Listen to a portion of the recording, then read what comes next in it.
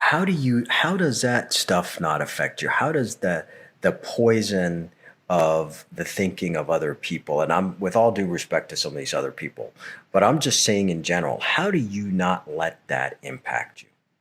I don't think it's about letting or not letting. I think it's really it's all internal. It's all looking inside yourself, and um, it is the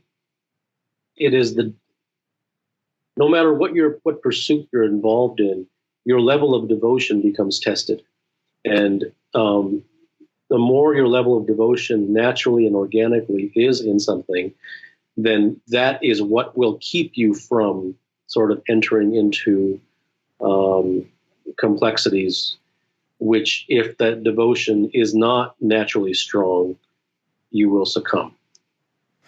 Well, I want to pick up on a couple things that I learned from you over the past couple of weeks. If you're not going to share anything interesting, there are a couple of things that I learned from you from your discourses and tweets and so forth that I want to dig a little bit deeper into. And the first one is so apropos for the world we live in today when you talk about the difference between clarity versus doubt. And I want to read the tweet and ask you a question about it. If one is driven by the hope of reward and the pleasure of favorable outcomes, he will be stricken by self doubt. If he is at all times self honest about the purity of his motivations, his decisions and his actions will arise from clarity. That's beautiful. Dig into that for me a little bit. I know it's about not thinking about outcomes, but I want to explore that a little bit with you. I never said it was not thinking about outcome. That's a sports psychology thing. That's cosmetic nonsense.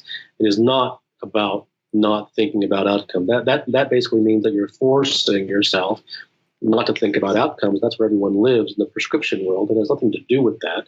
It is an understanding that something that is chased for the reward is absolutely, if you chase something for a reward, first it must be cemented in your mind with, hammers and nails that that is not bad. And I think that there's no point in talking to any human being unless they first get past the idea of good and bad, because if they can't get past good and bad, then whatever you say will be colored by that lens, and therefore they will be running away from bad and running towards good, and game's over. So it has nothing whatsoever, I can't emphasize that enough, it has nothing whatsoever to stop thinking about outcomes. That is prescription, and that is garbage. It has everything to do with understanding that if you chase something, that thing will run from you. If you chase something, that means that you are chasing for reward. And once again, that is not bad, and it is not wrong, and it is not criminal, and it is not breaking a rule. It is just about the effect. So if I throw water on you and you get wet, that isn't bad, and that isn't good. It is just the effect. And the effect of chasing something for pleasure will create self-doubt.